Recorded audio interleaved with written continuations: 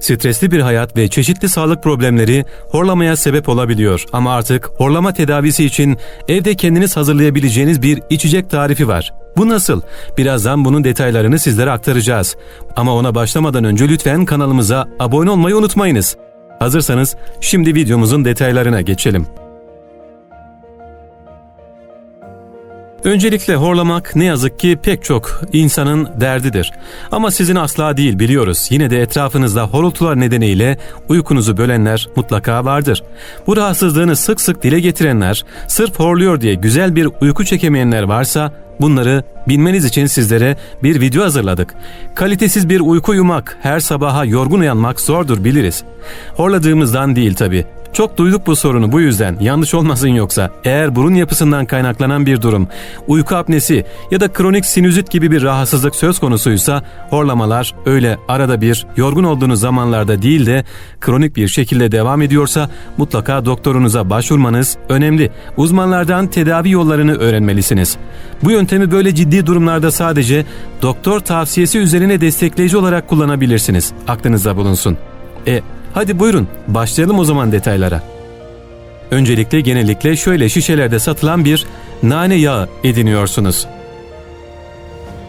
Ardından genişçe bir tencerede su kaynatmaya başlıyorsunuz. Su kaynadıktan sonra içine 5-6 damla kadar nane yağı damlatıyorsunuz. Nane yağını kaç damla koyacağınızı tencerenin boyutu ve içine koyduğunuz su miktarına göre ayarlayabilirsiniz. Ama az miktarı bile keskin bir aromaya neden olacağından yeterli olacaktır. Kısacası nane yağını tümden boca etmeyin, azar azar ilave ederek faydalanın. Ve kaynayan karışımı bir kaba alıyorsunuz ve yükselen buhara hafifçe yaklaştırıp burnunuzla derin derin nefesler alıyorsunuz. Başınızı su buharına doğru çok yaklaştırmayın. Karışımın en az bir 30 santimetre kadar uzağında olduğunuzdan emin olun.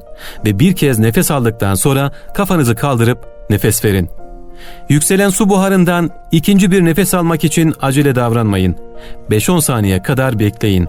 Bu işlemi en az 5 kez tekrar edin ve sonucun tadını çıkarın. Eğer su buharının yeteri kadar güçlü olmadığını düşünüyorsanız daha iyi faydalanabilmek için başınızın üzerine bir havlu koyabilirsiniz. Peki neden nane yağı? Çünkü nane yağı anti-enflamatuar özelliğe sahiptir. Yani iltihapla savaşabiliyor, yangı önleyici etki gösteriyor. Bu özelliği sayesinde sadece horlamaya iyi gelmiyor. Sinüsleri açmada ve bronşit tedavilerinde sık sık kullanılmaktadır. Ama başta da söylediğimiz gibi siz olun, bu yöntemleri uygulamadan önce doktorunuza mutlaka danışın. Biri için yararlı olan yöntem bir başkası için zararlı olabilir. Çünkü çeşitli hastalıklara sahip olabilirsiniz. Ve şimdi geçelim ikinci yöntemimize. Bunun için gerekli malzemelerimiz 2 elma, 2 havuç, 1 tane zencefil ve çeyrek limon. Bunları nasıl hazırlamamız gerekiyor? Tüm malzemeleri blenderdan geçirin ve hazırladığınız bir içeceği her gece yatmadan tüketin. Her malzemenin ayrı bir görevi vardır. İzin verin açıklayalım bunu. Limon C vitamini deposudur ve nefes yollarınızı temizler. Elma ve havuç daha iyi uyku çekmenize yardımcı olur ve zencefil ise burnunuzda ağrı veya baskı hissediyorsanız bunu rahatlatır. Horlamayı en aza indirmek, hatta tamamen ortadan kaldırmak için bu yöntemleri deneyebilirsiniz. Turunçgiller dostunuzdur. Yüksek miktarda C vitamini içeren turunçgiller aslında horlama sorunu yaşayanların en büyük dostudur. Çünkü vücuttaki histamin seviyesini düşürür ve bu da horlamanın ciddi oranda azalmasını sağlar.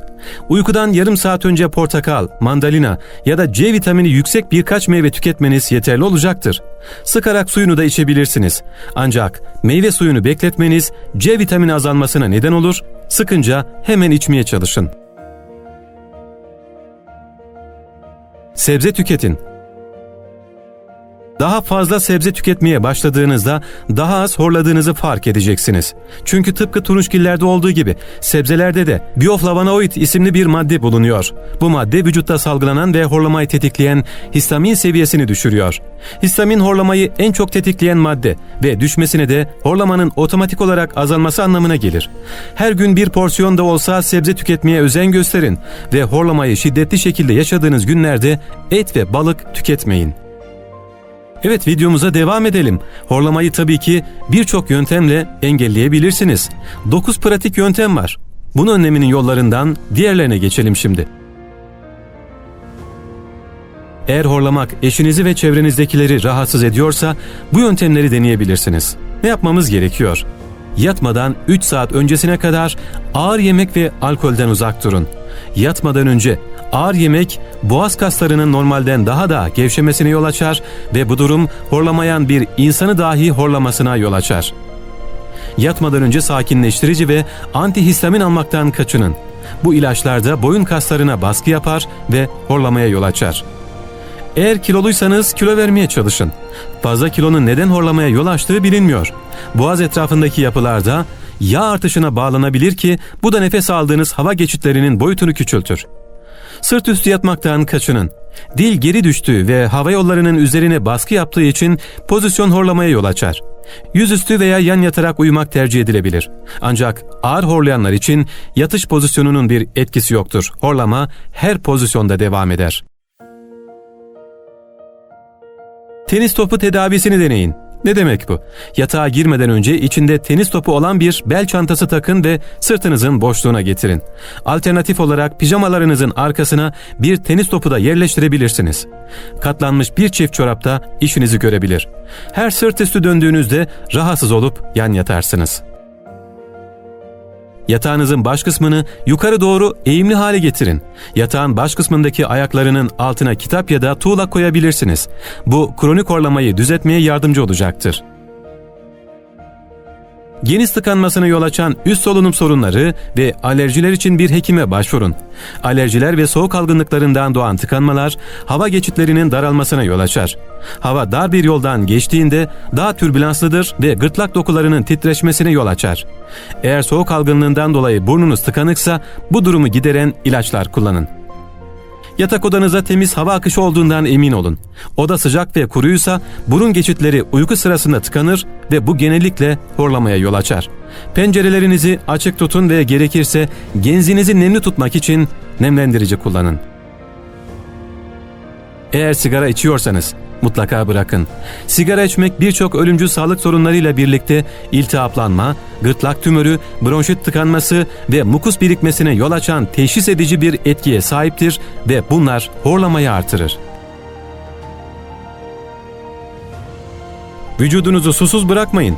Bol miktarda sıvı tüketin. Burnunuzdaki ve yumuşak damağınızdaki enzimler kuruduğunda yapışkan oluyor. Bu da horlamaya yol açar. Sağlıklı kadınların günde yaklaşık 11 bardak bütün içeceklerden, erkeklerin ise yaklaşık 16 bardak tüketmeleri önemli. Videomuzun yararlı olduğunu düşünüyorsanız lütfen videomuzu beğenerek paylaşmayı, kanalımıza abone olarak yorum yapmayı unutmayınız. Hepinize sağlıklı bir yaşam diliyoruz. Hoşça kalın.